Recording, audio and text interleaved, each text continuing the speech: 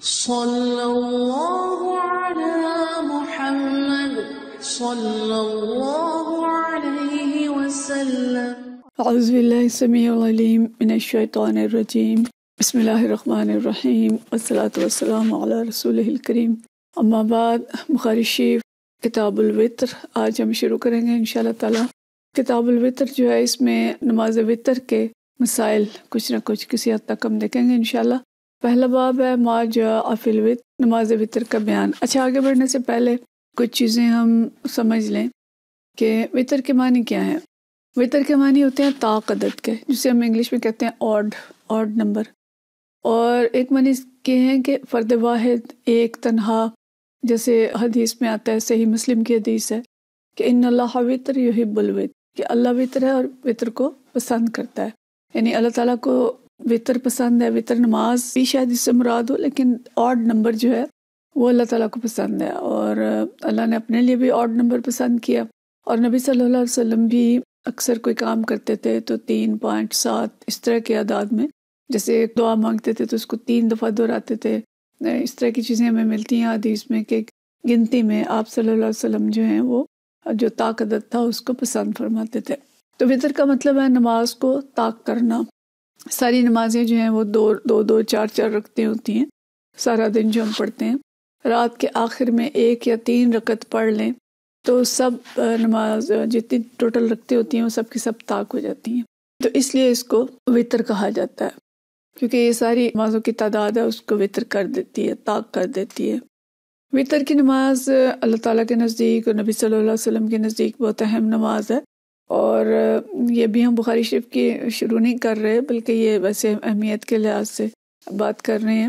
حضرت خارجہ بن حذافہ رضی اللہ تعالیٰ عنہ سے روایت ہے کہ رسول اللہ صلی اللہ علیہ وسلم نے فرمایا، جامع ترمذی کی یہ حدیث ہے کہ اللہ تعالیٰ نے تمہارے لیے ایک ایسی نماز کا اضافہ کیا ہے جو تمہارے لیے سرخ اونٹوں سے بہتر ہے، اسے اللہ تعالیٰ نے نماز عشاء سے لے کر طلوع فجر تک میں لازم کیا ہے، اور یہ وتر کی نماز ہے۔ تو مطلب یہ کہ وتر کی اہمیت جو ہے وہ بہت زیادہ ہے۔ ایک اور حدیث ہے سنن نبی داؤد کے اندر، حضرت عبداللہ بن بریدہ رضی اللہ تعالیٰ اپنے والد سے روایت کرتے ہیں، وہ کہتے ہیں کہ میں نے رسول اللہ صلی اللہ علیہ وسلم کو فرماتے ہوئے سنا کہ وتر لازمی ہے، جو شخص وتر نہ پڑھے وہ ہم میں سے نہیں۔ پھر فرمایا وتر واجب ہیں، جو شخص وتر نہ پڑھے وہ ہم میں سے نہیں۔ وتر ضروری ہیں، جو شخص وتر نہ پڑھے وہ ہم میں سے نہیں، یعنی اس بات کو بھی آپ صلی اللہ علیہ وسلم 3 دفعہ فرما رہے ہیں، گویا طاق عداد میں بیان کر رہے ہیں۔ تو یہ 2 احادیث ہیں، یہ وتر کی اہمیت پہ دلالت کرتی ہیں، بغیر اس بحث کے کہ یہ واجب ہے یا سنت ہے یا فرض ہے، اس بحث میں ہم نہیں پڑھتے، علماء کی مختلف آراء ہیں، لیکن اصل بات یہ ہے کہ اہم نماز ہے اور اس کو چھوڑنا نہیں۔ نبی صلی اللہ علیہ وسلم نے فرمایا کہ جو اس کو چھوڑے گا وہ ہم میں سے نہیں ہے۔ آج جو حدیث ہم پڑھیں گے اس باب کے اندر، یہ حدیث ہے 946، اور یہ حدیث حضرت نافع روایت کرتے ہیں، عن نافع عن عبداللہ بن دینار رضی اللہ تعالیٰ عنہ عن ابن عمر رضی اللہ تعالیٰ عنہ ان رجلا سأل رسول اللہ صلی اللہ علیہ وسلم عن صلاۃ اللیل، کہ ایک شخص نے رسول اللہ صلی اللہ علیہ وسلم سے رات کی نماز کے بارے میں یعنی تہجد کے بارے میں پوچھا۔ فقال رسول اللہ صلی اللہ علیہ وسلم، تو آپ صلی اللہ علیہ وسلم نے فرمایا، صلاۃ اللیل مثنی مثنی، کہ رات کی نماز 2 رکھتے ہیں۔ فَإِذَا خَشِيَ أَحَدُكُمُ الصُّبْحَ، اگر تم میں سے کسی کو صبح ہو جانے کا اندیشہ ہو کہ یعنی وقت کم رہ گیا ہے، صَلَّى رَكَعَةً وَاحِدَةً تُؤْتِرُ لَهُ مَا قَدْ صَلَّى، تو 1 رکعت پڑھ لے، ٹھیک ہے، وہ 1 رکعت ادا کر لے جو اس کی پہلے پڑھی ہوئی نماز کو طاق بنا دے گی۔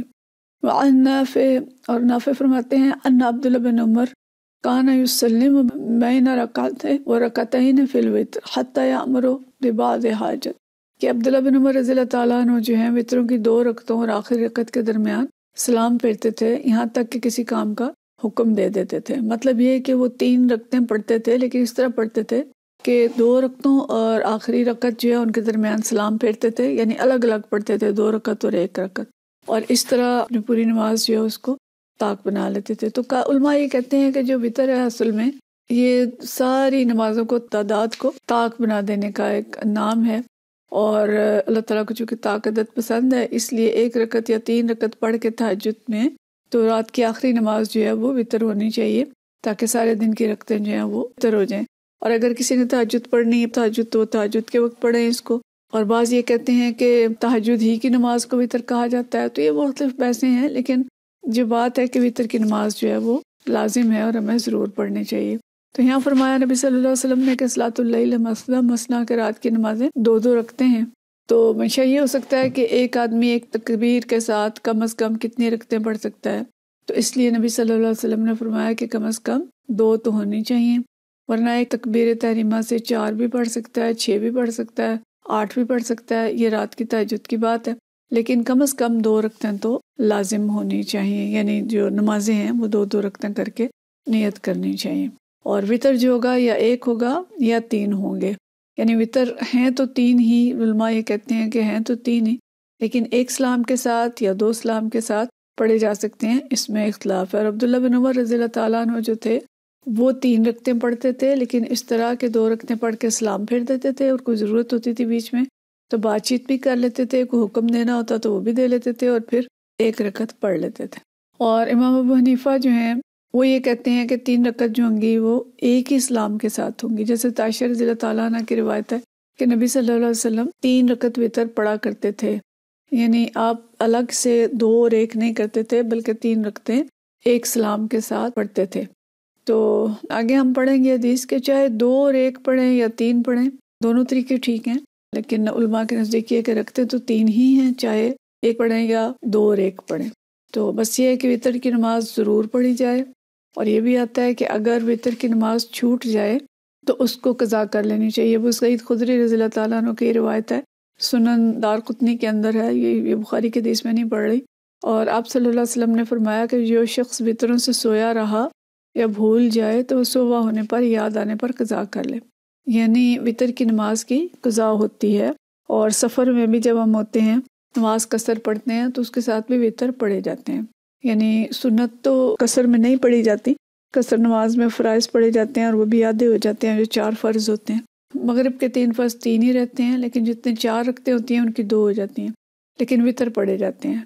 تو وتروں کی قضا کا حکم ہے. مطلب یہ کہ وتر اہم ترین نماز ہے، اور اس کو جیسے بھی پڑھیں، آگے تفصیلات اس کی آئیں گی. 3 پڑھیں، 2 اور 1 کر کے پڑھیں، 1 جیسے بھی پڑھیں، یا اگر لمبی نماز رات کی پڑھی ہے 8-10 رکعتیں پڑھی ہیں اور اس کے بعد 1 پڑھ لیں تو بھی وتر جو ہے وہ ہو جائیں گے. تو اس کی تفصیلات انشاءاللہ اگلے جو دروس ہوں گے ان کے اندر پڑھیں گے. وآخر دعوانا ان الحمدللہ رب العالمین.